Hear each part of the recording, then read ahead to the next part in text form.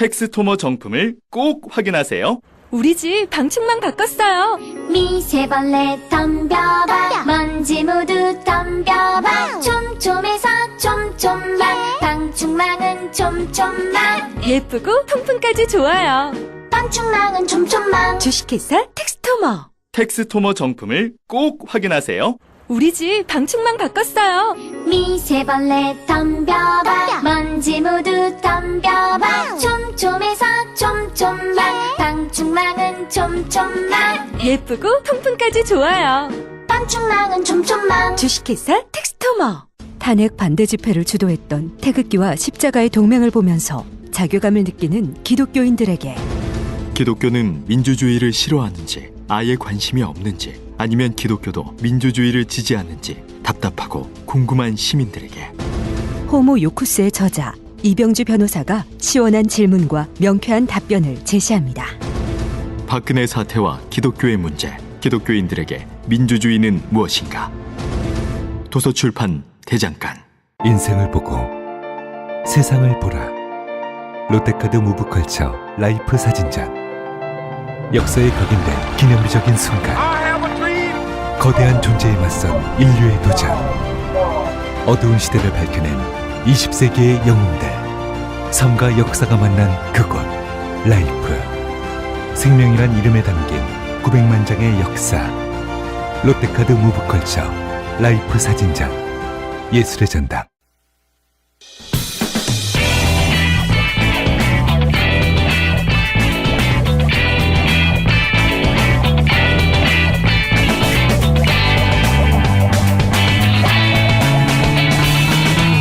김어준의 뉴스공장. 지난 목요일에 KBS MBC 정상화 시민행동이라는 단체가 발족을 했습니다. 세 분을 모시고 이 단체 이야기 좀 나눠보겠습니다. 민원연의 김원경 사무처장이 나오셨습니다. 안녕하십니까? 안녕하세요. 네, 오늘 굉장히 고우시군요. 자, 전국 언론노동조합 KBS 본부의 성재우 위원장님 나오셨습니다. 안녕하세요. KBS 새노조 위원장입니다. MBC 본부의 김영국 위원장님도 나오셨습니다. 예, 안녕하십니까? 네, 이 세 분이 나온 이유는 일단 이 단체가 먼저 소개를 해주신 다음에 네. KBS, MBC 누가 더 망가졌나 배틀을 오늘 해볼까 합니다. 예. 자, 우선 단체를 소개해 주십시오. 일단은 지난 목요일 날 발족했는데 KBS MBC 정상화 시민행동이란 이름이고요. 전국 언론 노동조합 그리고 민주언론 시민연합 참여연대 등 전국의 214개 시민사회단체와 언론단체, 종교단체 등이 합심해서 꾸렸습니다. 박근혜 이명박 정부가 KBS와 MBC를 장악해서 사실상 권력의 홍보수단으로 전락해버렸잖아요. 그래서 이로 인한 국민이 당연히 누려야 될 공론장 역학을 모두 빼앗겨버렸다라는 생각에서 만들었고, 특히 촛불 이후에 새 정부가 들어섰지만 양사의 편파 왜곡 보도가 지금까지도 계속되고 있습니다. 오히려 MBC는 더 심각해진 상황이고요.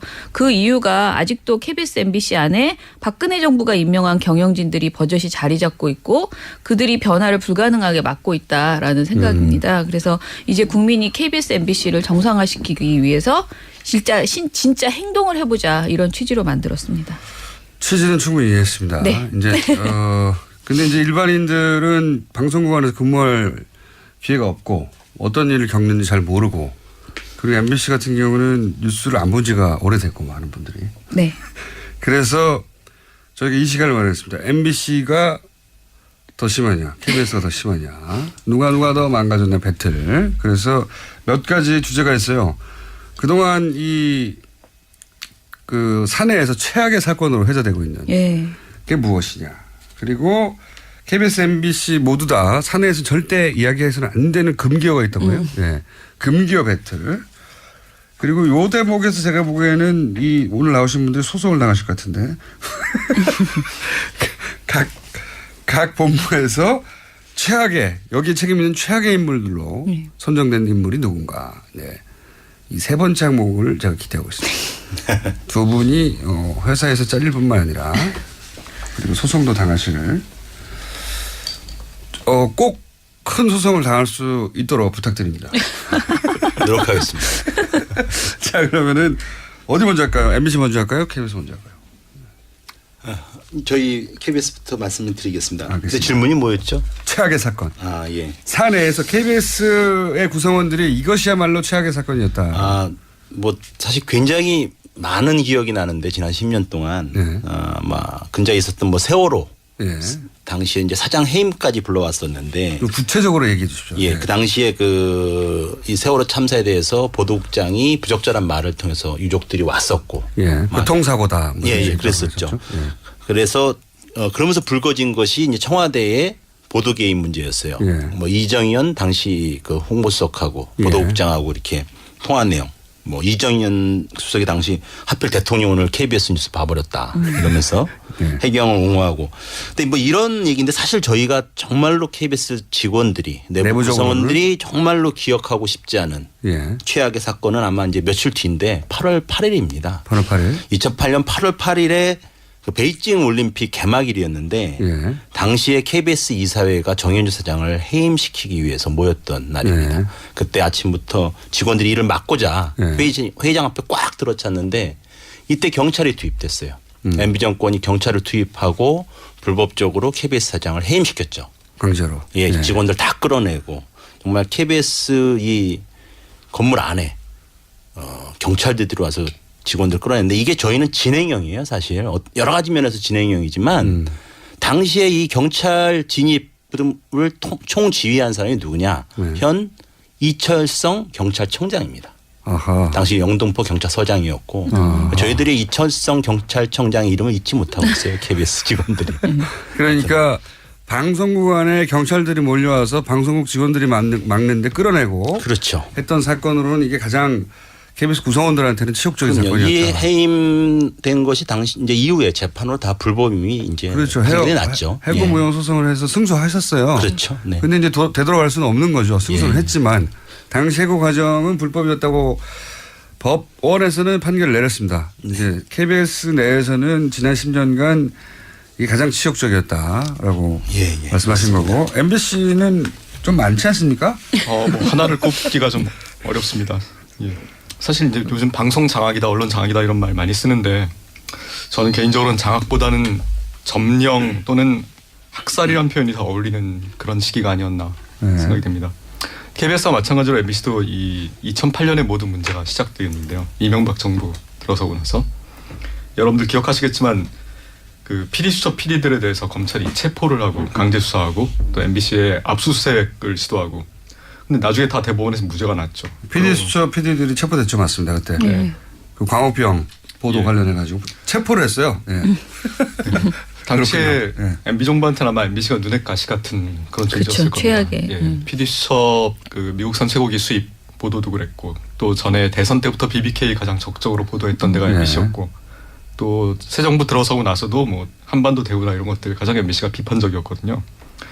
그래서 아마 MBC는 반드시 손을 봐야겠다 이런 아주 독한 마음을 먹었던 것 같습니다. 결국 이듬해 뉴스데스크 앵커가 강제 하차당하고 엄기영 사장도 또 강제 하차당했죠. 임기가 남았는데.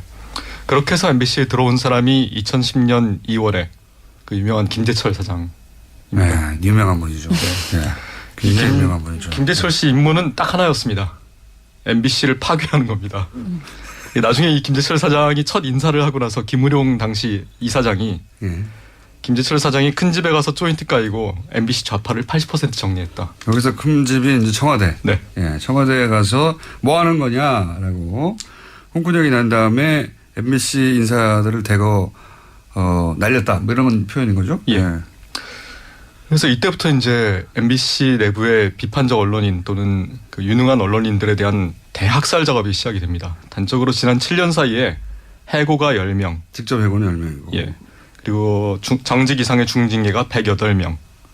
그리고 200명 이상이 뭐 이 사람들이 원래 기자, PD, 아나운서 이런 사람들인데 전부 다 스케이트장 관리, 그다음에 수원, 일산 이런 데에서 영업 뛰는 거 이런 걸로 다 쫓겨났습니다. PD들이나 이런 분들이 영업하거나 건물 관리하거나 이런 걸로 갔죠, 보통. 더 잘할 수도 있죠, 그런 일을. 물론 그럴 수 있죠. 근데 이 안 해본 일 하려니까 또 쉽지 않고 지금도 100명 넘는 분들이 쫓겨나 있어요. 근데 이 정말 잔인한 게 뭐냐면은 이분들을 쫓아내놓고 인사업과 최하 등급을 계속 주겠다고 협박을 합니다. 나가라는 거죠? 예, 나가라는 거죠. 그 실제로 2014년인가요? 한겨레 21에 보도가 된 적이 있었죠. MBC가 저성과자 해고 프로젝트를 진행하고 있는 사실이 드러났다. 그래가지고 인사고과 최하 등급을 여러 차례 주고 모욕감을 주면서 이걸로 해고까지 가능한지 법무법인에 자문을 여러 차례. 그러니까 원래 하지 않던 일로 보낸 다음에 네. 원래 하지 않던 일이니까 잘 못할 수도 있죠 실제. 그래서 고가를 낮게 주고. 근데 가장 유능한 사람들을 주로 가장 좋은 보도를 했던 방송을 만들었던 사람들을 하니까 사실상 MBC를 파괴라고 하셨는데 망가뜨리고 그 회사 자체를 그러니까 정말 막 엉망으로 만드는 그런 장본인 언론인 대학살을 한 거죠. 실제 해고도 해고지만 이 과정에서 그 유능한 예를 들어 대표적인 아나운서 MBC가 자랑하는 아나운서분들이 많이 나왔죠. 예, 아나운서국이 한 50명 정도 원래 인력이 있었는데 11분이 이걸 못 견디고 그만뒀고요. 11분은 아직도 아나운서 이 마이크를 못 잡고 쫓겨나 있습니다. 현업에서. 아나운서인데 아나운서 마이크를 못 잡아요? 네. 아나운서국의 절반 정도가 지금 날아간 겁니다. 그렇군요. 뭐 박혜진 씨, 오상진 씨 이런 분들이 다 나갔죠. 그러니까 MBC가 스스로 키운 굉장히 간판급 아나운서들이 다 날아갔죠. MBC 승으로 결론하고 있습니다. 먼저 말하면 안 되겠다. 저도 원래 기자였는데요. 이 스튜디오 안 잡은 게 7년 만인 것 같습니다. 마이크 잡아본 게 굉장히 뭐 하셨어요 그동안? 그동안 안 돼. 다른 얘기하면 안 돼. 정직 대기발령, 정직 대기발령, 경인지사, 뭐 징계도 받고 여러 군데 돌아다녔습니다. 그런 분들이 많다는 거죠 MBC에. 네, 한 100명 정도 계십니다 지금도. 유령처럼 돌아다니고 있다. 이 얘기를 들으니까 KBS는 이 소위 최악의 사건 배틀에서는 진 걸 인정하십니까? 뭐 MBC랑 직접적인 비교하면은 사실 뭐 이제 그때마다 좀 다른 것 같은데 사실 그 경찰이 직접적으로 공권력이 야만적으로 들어왔다는 그 차원에서는 아마 조금 다른 KBS 가. 차원이 있지 않을까 싶어요. KBS는 하루에 그냥 쫙 밀고 들어왔다면은 MBC는 야금야금 정말 치밀하게 밀고 들어왔다는 그런 정도 차이는 있는 것 같아요. 네. 그러나 이제 그 그러니까 이렇게 해서 해고를 당하거나 또는 회사를 나갈 수밖에 없었거나 혹은 뭐 한직으로 돌고 혹은 보직이 아닌 것에 임무를 맡고 있는 분들의 숫자를 볼 때는 MBC가 맞지 않습니까?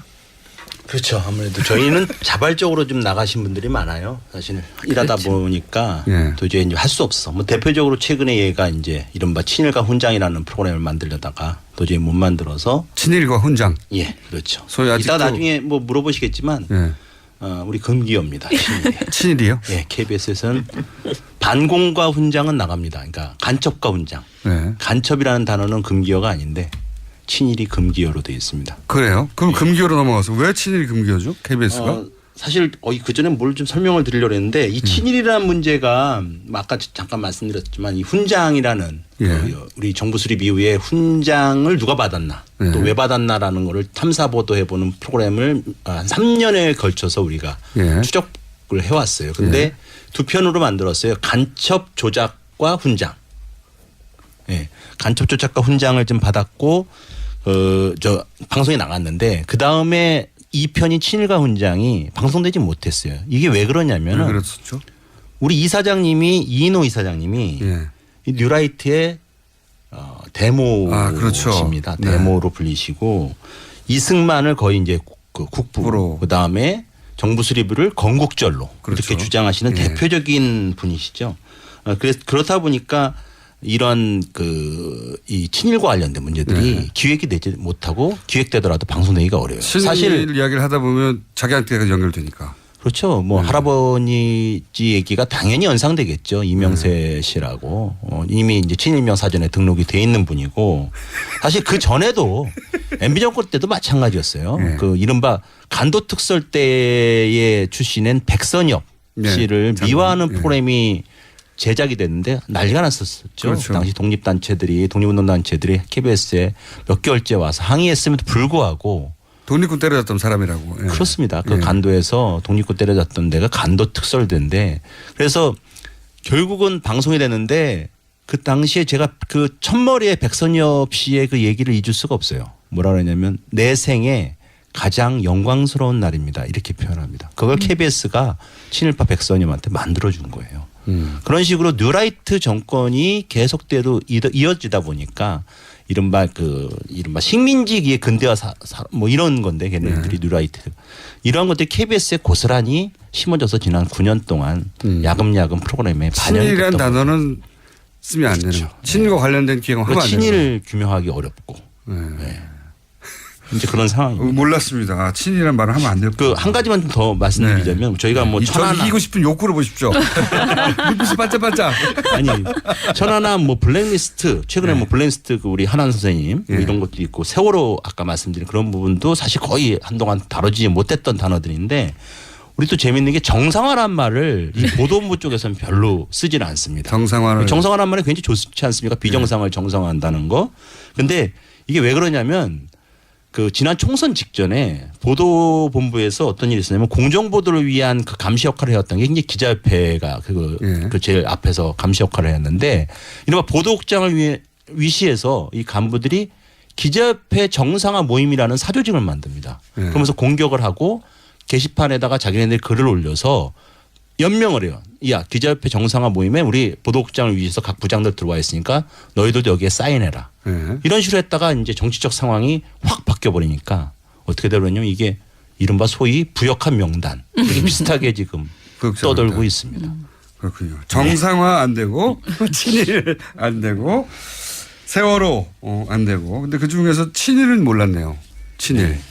심각한 얘기죠. 친일이라는 문제. 친일이라는 단어를 KBS가 지난 10년 가까이 쓰지를 못했다. 제대로. 자, MBC의 금기는 뭡니까? MBC는 금결을 얘기하는 것보다 허용되는 게 뭔지를 얘기하는 게 더 빠를 것 같습니다. 허용되는 거. 예. 이게 그 대통령이 이제 탄핵되고 세상이 좀 바뀌었는데 그 이후에 벌어진 일들만 일단 요약해서 말씀을 드릴게요.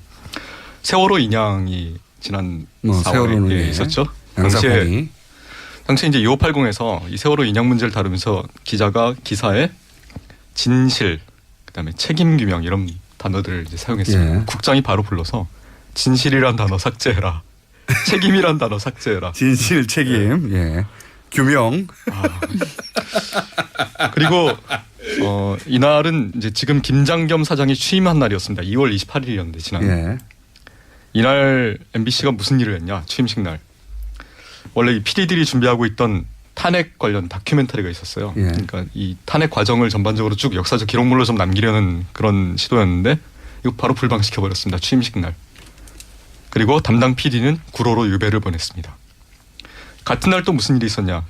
올해가 60민주항쟁 30주년 아닙니까? 그래서 이 60항쟁에 맞춰서 다큐멘터리를 준비하던 PD가 있었는데 이것도 불방시켜버렸습니다.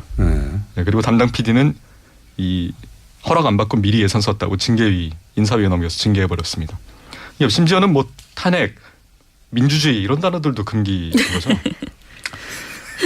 그리고 김장겸도 당연히 금기어인데 김장겸은 물러나라 이것 때문에 금기어이기도 하지만 이거 있습니다. 김장겸 사장이 취임하고 나서 지시를 내린 거죠. 김장겸 사장 물러나라고 하는 일종의 MBC 내부 구성원들 사이에 그 구호 유행이 있거든요. 요새. 사내에서 갑자기 튀어나와서 김장겸이 물러나라고 외치고 들어가고 이런 운동이 있습니다. 네. 근데 그거 말고 또 이런 것도 있습니다. 그 김장겸 사장 취임하고 나서 홍보국에다가 이런 지시를 내렸다고 그래요. 앞으로 회사에서 내는 모든 보도자료에 괄호치고 MBC 괄호치고 대표이사 김장겸을 넣어서 보도자료를 내라. 예를 들면 뭐 드라마 런칭하고 파일럿 프로그램 띄우고 이런 보도자료에 다 대표이사 김장겸을 넣으라고 지시를 내린 겁니다. 그 이유는 네이버에 김장겸을 쳐보면은 온갖 부정적 기사들 뜨는 거예요. 김장겸 퇴진 요구, 뭐 김장겸 언론 부역 이런 것만 뜨니까 이것 좀 밀어내 보려고. 긍정적인 기사에 이름이 들어가도록. 재밌네요. 성공적이진 않았던 것 같습니다. 자, MBC가 금기어 쪽에서도 두각을 나타냈는데요. 저는 친일이 제일 세다고 생각했는데. 저도 그게 제일 세긴 셉니다. 단어는 MBC가 많은데 공영방송국에서 친일을 말 못한다는 게 이건 나머지는 예상 가능한 거였거든요. 민주주의, 진실, 책임, 탄핵 이런 단어를 말 못하게 하는 거는 어느 정도 그랬겠지 싶은데 친일을 말 못하게 하는 거는 세네요. 이게 딱 잠깐 덧붙이자면 2년 뒤면요 저희가 그 그 3.1운동 100년, 네. 임시정부 100년, 이른바 대한민국이라는 단어, 그러니까 대한민국 100년을 맞는데 방송국에서 이런 대대적인 프로그램이 지금 현재 기획이 잘 안 돼요. 이 친일이라는 단어가 돌아야 되니까. 현재 이제 이인호 이사장이 여전히 이사장으로 계시고 하니까 여러 가지 그런 문제들이 계속적으로 현재 진행형으로 있다라는 거죠. 사실 되게 먼저 이게 진행이 됐어야 된대요. 벌써 한 몇 년 전부터 이런 큰 국가적 행사가 100주년이라면 한 3년, 뭐 크게는 5년 바라보고 큰 기획들이 이루어져야 되는데. 그 기획이 아예 진행이 안 되는군요. 제가 확인한 바는 아직 그런 얘기를 들은 바가 없어요. 큰 기획들이. 예, 금기어 숫자는 MBC가 앞서이나 단일 단어로 무게는 KBS가 이쪽에서 이번엔 제가 지금 저희가 문자로도 받고 있는데 우열을 가기 힘들다고 하고 있네요. 자, 세 번째 맷들이 뭐냐면 문제적 인물을 진짜 얘기해보자. 예, 여기서 이제 저희가 두 분을 법정으로 보낼 수 있는 포인트가 될 것 같은데 문제적 인물, 그러니까 최대한으로 압축하죠. 최대한 압축하겠습니다. 그렇게 많은 사람들 이게 이제 상사가 시켜서 어쩔 수 없이 하는 사람도 있잖아요. 그러니까 최대한으로 압축해서 책임 있는 사람들만 거론하면 어떤 분들이 있습니까? 딱 4분으로 압축했습니다. 4분도 많네요. 예. 일단 잊을 수 없는 분이 있죠. 김재철 사장. 네. 이분 MB의 절친이고요. 이 MB의 절친으로 이 사장을 낙하산으로 내려서 저희가 출근을 막았습니다. 그랬더니 공정방송 보장하겠다. 너희들 요구하는 대로. 그랬더니 그러면서 이거 어기면 구성원들이 한강에 던져버려라. 이런 발언을 처음에 그랬죠. 했었죠. 맞습니다. 네. 그러고 나서 오자마자 이제 언론인 대학살을 당했지. 8명을 해고시킨 장본인이었고 그리고 회사 법인카드로 유명한 사건이죠. 예. 네. 법인카드로 많이 드셨더라고요. 아주 사적인 부분에 쓴 분이죠. 이분 뭐 1순위로 일단 꼽아야 될 것 같습니다. 두 번째 김재철에 이어서 이제 MB 사장 하셨던 안광한 사장. 네. 이분이 한 200명 정도를 유배 보낸 장본인입니다. 그리고 정윤혜 씨 아들을 MBC 드라마에 7차례 출연을 지시해서 무리를 빚었습니다. 그러니까 이게 이렇게 사장님의 지시가 있긴 있었군요. 그럼요. 드라마 본부장, 장근수 드라마 본부장이라고 지금은 강원영동 사장으로 가 계신데 이분이 사장이 시켰다. 이렇게 PD들한테 진술을 했어요. 증언을 했습니다. 그렇군요. 지금 퇴임하셨는데 퇴임 후에도 한 2억 5천만 원 정도의 전관 예우를 지금 받고 사무실 출근하고 계십니다. 그리고 이분 얘기는 좀 약간 길어질 수밖에 없을 것 같은데 현 김장겸 사장입니다. 예. MBC 뉴스 파괴를 직접적으로 실행한 핵심 실세이자 주범이라고 볼 수 있습니다. 뉴스를 파괴했다 이번에는. 예. 이분이 지금은 사장인데 사실은 MBC 점령이 본격화되던 2011년부터 거의 수직 상승을 했습니다. 이때 보도국 정치부장, 그 다음에 보도국장, 그 다음에 보도본부장, 그리고 지난 2월에 이제 사장에 오른 거죠. 이런 수직 상승은 유례가 없는 승진이라고 합니다. 특히 이제 보도국장으로 있을 때 그 유명한 세월호 유족들을 향해서 깡패. 예, 깡패 아니냐 이런 발언을 해서 굉장히 유명해지신 교통사고보다 더 세죠 이게 깡패가. 네. 예. 그리고 최순실 게이트 터졌을 때 보도본부장으로서 뭐 그냥 침묵한 게 아니라 적극적으로 진실을 왜곡하고 수사를 방해했습니다. 증거 능력을 문제 삼고 딴지 걸고 그 공로였는지. 타블렛 보도가 MBC에 제일 많이 나왔죠. 그럼요. 타블렛 믿을 수 없다. 네. 타블렛이 이제 최순실 씨의 것이 아니다는 식의 뉘앙스를. 이분은 뉴스를 자기 출세 또는 자기의 어떤 비뚤어진 신념의 사적 도구로 이용한 분입니다. 분이라고 단정하셨기 때문에. 네. 이건 평론의 영역이기 때문에요. 네, 알겠습니다. 네. 한 분 더 꼽아야 될 것 같습니다. 고영주 현 방송문화진흥회 이사장. 방송문화진흥회는 MBC 이사회를 말하는 겁니다. 예. 이분이 그 불임 사건 당시에 수사 검사였어요. 그 영화 변호인의 배경이 됐던 그 사건이었죠. 간첩 조작 사건. 예. 뭐 이것뿐만 아니라 80년대 군사 독재 시절에 수많은 간첩 조작 사건을 담당했던 아주 유명한 공안 검사 출신입니다. 문재인 공산주의자 아닙니까 이분이? 그 발언 맞습니다. 네. 예. 불임 사건의 변호인이었으니 문재인도 공산주의자다 이런 발언을 했었죠. 네. 지난번에 이런 발언도 했어요. 탄핵 때 하도 이제 MBC가 욕을 먹으니까 MBC 왜 이렇게 문제입니까? 라고 물었더니 무슨 소리냐? 국민 대다수가 지금 MBC만 제대로 보도하고 있다. 아니 무슨 소리시냐? 80%가 탄핵에 찬성하고 있지 않냐고 질문했더니 그런 엉터리 조사를 나보고 믿으라는 거냐? 예. 훌륭한 분이네. 예, 도저히 이해를 신념이 굳건하고 네. 아주 순수하신 분 같습니다. 흔들림이 없는 분이네. 빨간 안경을 쓰신 분. 네 분이 나왔고요. 예. KBS 경우는 어떻습니까? 예, 사실 뭐 지금 문제적 인물이라고 하셨는데 KBS 내부 구성원들이 이 사태가 이 방송국이 이렇게 이런 데는 이런 분들의 책임이 가장 큰 거 아니냐라고 묻고 있는 분. 저는 그냥 언론 부역자라고 합니다. 저희들은. 표현을. 예. 예. 이미 이제 우리 언론 노조가 예. 100명 이상의 그 언론 부역자 지난 10년 동안의 리스트가 언론 100명이나 부역자. 나와요? 예. 아직 진행 중입니다. 아직도 많습니다. 경쟁이 굉장히 치열한데 부역자 명단에 들기 위해서. KBS도 한 40명이 넘게 현재 들어가 있어요. 그 가운데 중에서 뭐 핵심 네, 한 서너 번. 저는 현재 네. 사장 우리 고대영 사장님 네. 또 꼽겠습니다. 고대영 사장님은 사실은 MB 정권 이후 승승장구했던 사람입니다. 보도국장, 본부장, 해설위원장, 계열사 사장 그리고 현 KBS 사장 이렇게 9년을 KBS에서 가장 중요한 자리 특히 뉴스를 책임자로서 그러니까 지난 9년 동안 KBS 뉴스가 굉장히 신뢰도가 떨어졌는데 이 뉴스를 망가뜨린 핵심 인물이죠. 양사 모두 이제 뉴스를 장악하는 게 목표니까요, 사실. 그러니까요. 그러니까 뉴스를 망가뜨리는 방법은 여러 가지가 있지만 그 기술 중에 하나가 저희는 이제 공방신기라고 합니다. 공방신기요? 예, 이게 아주 몇 군데에서 이 펼치지 못합니다. 동방신기가 아니라 공방신기. 공방신기. 즉 네. 어떤 이른바 정부 여당한테 불리한 사건만 있으면은 네. 즉 여야가 어떤 이런 것들 정치적 이익을 위한 정략적인 어떤 네. 이런 논쟁, 대결, 그러니까 공방을 벌이는 이런 프레임으로 가둬버리는 거예요. 그러니까 아무리 부패 사건이라 하더라도. 보수 정권이 불리한 뉴스가 나오면 그거를 양쪽의 공방으로 바꿔버린다. 그렇죠. 이거는 네. 부패 사건을 탐사 보도하고 뭐 취재하고 조사해서 사실관계를 밝히는 것이 아니라 그냥 여야의 정략적인 이해관계 때문에 싸우는 거다. 이런 사건으로 모든 정부 여당이 불리한 사건을 이렇게 덮어버립니다. 이게 공방신기죠. 사실은 이런 식으로 해서 KBS 뉴스를 굉장히 많이 망가뜨렸지만 뭐 여러 가지가 있겠지만 그런 것이 대표적인 거고 아까 뭐 잠깐 말씀드렸지만 우리 이인호 이사장님 네. 지금 한 1년 남짓 지금 이사자 기간이 남아있지만 친일을 금기어로 그렇죠. 만들어 친일을 금기어로 만들었고 예. KBS를 뉴라이트 세력들의 놀이터로 만들었고요. 그리고 고대영의 여전히 또 거수기 이사회 역할을 충실히 이행해 주시고 이런 부분인데 마지막으로 이분을 한번 또 저희들이 소개시켜드리고 싶어요. 그 현 이사회 중에 조우석 이사라는 분이 계십니다. 예. 이분은 아까 고영주 MBC 박문진 이사장 말씀하셨는데 이분이 이제 문재인 현 대통령을 공산주의자라고 했는데 이분도 철석같이 현 대통령이 공산주의자라고 믿고 있는 분입니다. 양사 모두 공산주의라고 부르는. 그렇죠. 얼마 전에 그 주인사군요. 뉴스타파라에 예. 출연해서 이 고영주 사장의 공산주의자 발언, 대통령은 공산주의자다. 이 발언을 철석같이 현재도 믿고 있음을 드러낸 바 있고 뭐 성소수자 비난하는 거를 넘어서 뭐 이영희 선생님, 백낙천 선생님 같은 시대의 지식인들을 욕설과 함께 또 이렇게 비방하는 재주가 아주 좋습니다.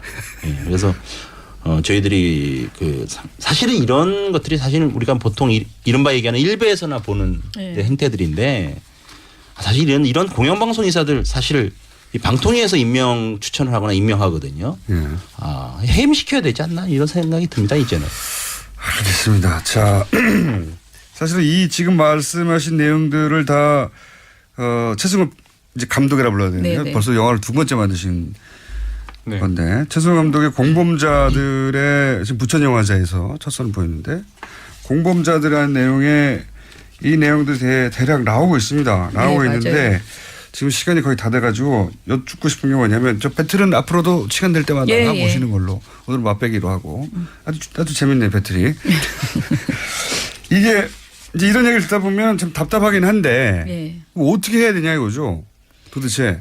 일단은 시민들이 KBS, MBC에 대해서 누가 본다 그러냐 이런 말씀을 자주 하세요. 그런데 저희가 보기에는 일단은 KBS, MBC 공영방송이 가지고 있는 가치는 여전하고요. 이거 국민 것이에요. 우리가 컨트롤할 수 있어요. 우리가 주장해서 바꿔낼 수 있는 것이다. 그러니 반드시 다시 제대로 된 방송을 할 수 있도록 우리가 만들어야 된다라는 생각이 들고요. 그러기 위해서 KBS, MBC 내부의 노동자들이 굉장히 그동안에도 열심히 하셨어요, 사실은. 근데 워낙 탄압이 심했기 때문에 고생을 하신 거고 지금 굉장히 열심히 다시 내부 투쟁을 하고 계신데 저희는 이 행동에서 시민행동에서 이 그 노동자들, 양사 노동자들의 투쟁을 적극적으로 알리려고 합니다. 그래서 매일매일 벌어지는 일들을 잘 알리고요. 그리고 공영방송이 왜 필요한가, 왜 정상화가 필요한가, 그리고 정상화가 되면 어떤 모양으로 방송이 바뀔 것인가 이런 청사진도 제시하려고 합니다. 그리고 당장 저희 생각에는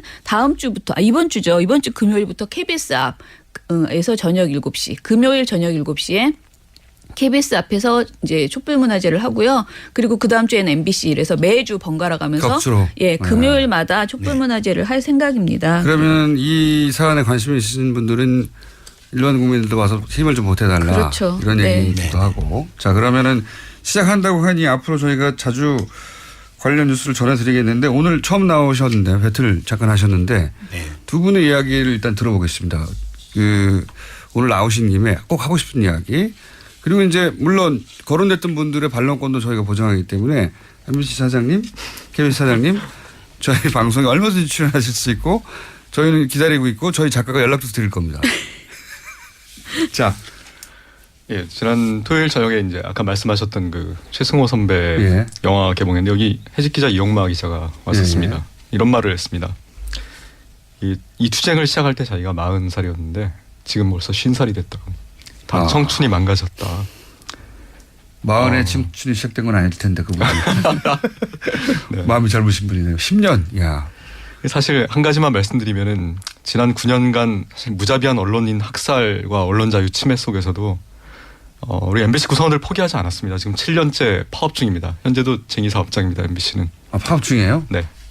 근데 노무 제공 거부를 이제 조금만 하고 있는 거죠. 싸움은 아직 끝나지 않았고요. 저희 MBC가 공영방송으로서 한때 국민의 사랑을 받았었는데 다시 그때로 한때 받았었는데 돌아갈 수 있습니다. 저희가 노력할 거고 반드시 이 찬바람 불기 전에 이 지긋지긋한 9년의 암흑시대를 반드시 끝내겠습니다. 한때 사랑받았었는데. 아이 최고의 사랑을 받았죠. 이거 말씀드려야 돼. 돌아오라 마봉춘 고봉순이 저희 애칭이거든요. 지금 이번 시민행동에 그래서 돌마고라고 유행을 좀 만들어 주십시오. 돌아오라 마봉춘 고봉순. 이른바 리즈 시절 이런 얘기하지 않습니까? 한때 KBS MBC도 리즈 시절이 있었고 저희가 사실 KBS 저희 고대영 사장을 기다리기 위해서 출퇴근길마다 기다리고 있는데 우리 사장을 못 본 지 4주가 넘었어요. 어떻게 이렇게 잘 이렇게 요리조리 피해 다시는지. 출근은 한다고 합니다. 출근하면 6층에 올라가서 안 나타나요. 6층이 요새인데 사실 우리가 이렇게 지금 싸움은 이미 시작했어요. 싸움 시작하고 또 지난 9년 동안 계속 줄기차게 싸우고 있습니다. 그래서 마지막으로 저희가 시민들한테 한번 손을 내밀고 싶습니다. 정말 저희가 안에서 열심히 싸울 거고 정말 모든 수단과 방법을 가리지 않고 이번엔 정말 승리할 수 있도록 싸울 거고요. 그래서 국민의 품으로 우리 공영방송도 돌려놓기 위해서 싸울 거고 다만 좀 KBS, MBC 앞으로 와서 항의해 주시고 그리고 사장 그리고 이사들한테 퇴진하라고 항의글도 보내시고 좀 같이 싸워주신다면 정말 빨리 이른바 우리 공영방송 KBS, MBC 국민의 것으로 다시 만들 수 있을 거라고 생각합니다. 알겠습니다. 자, 오늘은 맛백입니다. 첫 시간이고 앞으로 배틀은 계속 이어가는 것으로. 약속하셨습니다. KBS 본부의 성재호 위원장님, MBC 본부의 김영국 위원장님, 민원위원회 김원경 사무처장이었습니다. 반론권은 언제나 보장됐습니다. 감사합니다. 고맙습니다. 감사합니다. 네, 감사합니다. 오빠, 우리 어디 가는 거야? 정수 가지. 와, 우리 말 타러 가는 거야? 그렇게 좋아? 고민하지 말고 장수로 오세요. 온 가족이 즐기는 승마 체험과 국내 최대 규모의 말역사 체험관 등 장수에는 정말 볼 것, 누릴 것들이 넘쳐난답니다.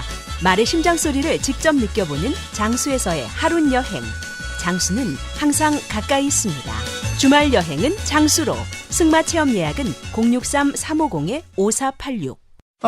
또 떨어졌어. 너 또 입사 시험 봤어? 아니, 차량용 핸드폰 거치대 말이야. 여러 개 사봤는데 실패의 연속이야. 떨어지고 시야 가리고 운전석에서도 멀고 뭐 좋은 거 없을까? 싼 것만 찾으니까 그렇지. 제대로 된 거 하나 사서 편리하게 쓰는 게 더 낫지. 그런 게 있어? 그럼 있지. 1, 2, 3 할 때 투.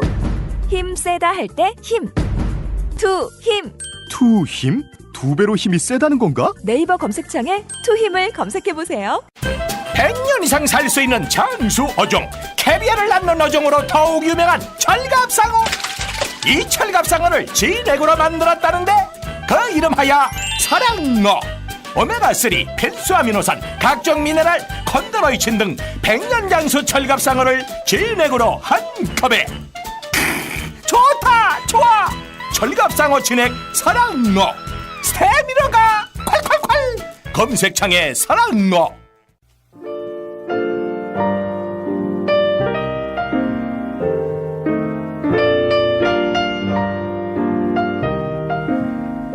자, KBS MBC 배틀 미세하지만 마봉춘이 승리한 것 같아요. 부터 시작해서 판정 문자가 많았습니다. SBS는 왜 빠졌나요? 네. SBS는 그렇게까지 망가지지 않았나 봅니다. 자, 안타깝다. 항의 문자 보내겠다. 항의 전화하겠다. 네. 그런 문자 많이 왔습니다. 저희가 이 방송 관련한 기획 연속으로 앞으로 이어서 하겠습니다. 방산비리 이야기도 많이 왔습니다. 특히 수통 관련 문자 많이 왔네요. 2000년 훈련소 들어갔는데 그때도 수통에 1954년 US아미라고 써져 있었습니다.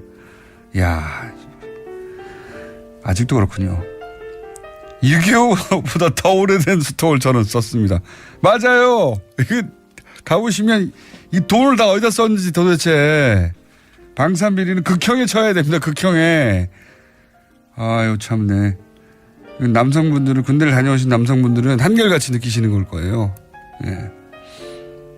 사람이 먹는 물 아닙니까? 예. 그거를 생각해 보세요. 1954년 6.25 이럴 때 쓰던 수통을 아직도 쓰고 있어요. 와, 정말 화가 나는 일입니다. 자기들이 거기다 물 담아 먹어보라고 하세요. 자, 어젯밤 꿈에 공장장이랑 고기 먹는 꿈을 꿨는데 고기가 다 떨어져서 시킬까 말까 하는데 공장장이 고기 뼈를 빻아서 드시고 계셨습니다.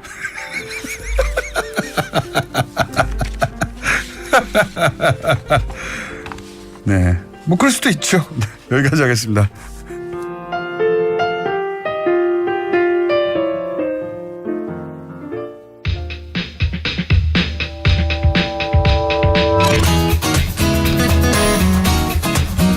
자, 인문결 연구소에 이 결이 그 결이 좋다 할 때 그 결인 거죠? 그렇죠, 그 결. 예, 물결 할 때 띄우는 결. 처음으로 봅니다. 몇 개월 만에. 9개월 만에. 결 소장님, 임상훈 소장님 나오셨습니다. 오늘은 뭡니까? 네, 오늘은 그 지난번에 제가 6월 26일 날 한번 했었습니다. 했다가 소장님도 혹시 네. 1940년대 50년대 수통으로 물 드시지 않으셨어요? 아, 그때 수통 다 그랬죠. 네, 지금도 그렇잖아요. 지금. 네, 80년대 말에 군대 생활했는데 뭐 수통뿐만이 아니라 뭐 열악했죠. 전부 다. 예. 네. 철모도 마찬가지고요. 그렇죠. 네. 철모는 총쏠 그 같이 미군하고 합동훈련을 할 때 보면은 정말 자괴감 들었어요. 장비를 보면서. 우리는 6.25 때 장비를 들고 가거든요. 이런 거 방송에도 얘기를 해야 되는지 모르겠는데 사실 그때 우리 미군들이 흘린 음식 집어먹고 그랬습니다. 이런 말해도 되나? 아니 우리가 국방비를 얼마나 쓰는데요. 그러니까 사실 그때 굉장히 좀 비참했는데 배고프니까 할 수 없었어요. 맛있었겠네요. 우리는 건빵이니까요. 네. 아, 방산비리 얘기만 하면 대부분의 사람들이 화날 거예요. 그럼요. 군대에 다녀온 남자들은 한 번씩은 다 느낄 겁니다. 이러려고 군대를 왔나 싶어서. 60년대 70년 된 수통에 물을 먹고 있는 겁니다. 아직도 그렇다니. 그거 얼마 한다고 그걸 안 바꿔주고 있어요. 몇 조를 쓰고 있는데 매년. 자, 오늘 뭡니까? 저 방산비리 얘기하셨으니까. 근데 사실 우리나라의 방산비리 말고 몇 년 전, 한 2년 전이었나요? 원자력 비리도 한번 있었죠. 네. 제가 이제 아까 말씀드리다가 그렇죠. 이제 원자력 마피아라고도 부르는. 예. 뭐 원피아, 핵피아 그러는데 6월 26일 날 방송을 하다가 중간에 끊겼습니다. 그때 이제 들으셨던 분들은 왜 말을 하다 중간에 끊었나 이제 이렇게 생각을 하실 수 있는데. 말하다 끊은 게 아니고 시간이. 근데 그 전에 바로 직전에 그 한우협회 회장님 나오셔가지고 제 발언 시간이 줄었잖아요. 한우협회 회장님으로 나오신 게 아니고 그때 이제 물론 그랬지만 승마협회 물론 그렇지만 그러니까 충분히 뼈를 빻아서 드실 수 있는 그런 아무튼 그래서 그때 이제 말을 할 수 있는 시간이 없었는데 그 이어서 하려고 하는 뭐 그것도 물론 있지만요. 아 그것보다 사실 그때 그 외신에서 우리나라의 탈핵 소식을 굉장히 많이 보도를 했었기 때문에 탈핵 선언. 네, 탈핵 선언.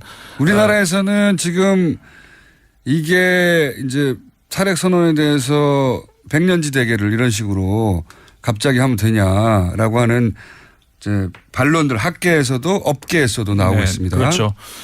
그랬는데 지금 최근에 지금 말씀하셨습니다만은 우리나라에서 지금 그 학계 언론계 각 그 분야에서 이제 본격적인 어떤 논쟁이 시작이 된 것 같아요. 네, 보수 정당에서도 나오고 있고. 그렇죠. 어떻게 보면 좋은 현상이죠. 보수 매체에서도 나오고 있고. 네. 보수 매체에서도 이제 본격적으로 이제 논쟁에 참여를 하고 있는 것 같은데, 근데 매체들 언론들 사이에서도 지역에 따라 달라요. 부산에서 나오는 매체하고 그러니까 중앙 매체하고 또 이렇게 다릅니다. 부산 쪽에서는 이 수도권 지역을 중심으로 해가지고 원자력에 그러니까 별로 관련이 없는, 그러니까 이 위치상으로 가깝지 않은 그런 지역 사람들이 이러이런 생각을 한다, 이런 식의 이제 보도들이 나오고 있거든요. 그러니까는 지역적으로도 입장이 다르고 굉장히 긴 시간을 놓고 우리가 이제 사실 국민들이 주권자잖아요. 그 관련 이야기가 이제 한 그 최근에 외신 보도에서 나왔는데, 그 한국이 촛불 혁명 이후에 피플 파워, 힘을 믿는다, 이런 보도들이 굉장히 많이 나와요. 역시 이번에 그 원전 관련해서도, 그러니까 핵발전 관련해서도 그 이야기가 나오는데, 이 기회에 이번에 그 고리 5, 6호기 잠시 중단하고 그 한참 뭐라고 하면 3개월 정도의 그 유예 기간을 놓고 충분한 토론을 거치자고 이렇게 정부가 얘기하지 않았습니까? 주권자들 입장에서 이거를 좀 그 시간에 충분한 토론을 같이 동참하는 전문가들한테 맡기지 않고 그런 시간이 됐으면 좋겠습니다. 이제 외국에서도 그런 요구를 많이 하고 있고요.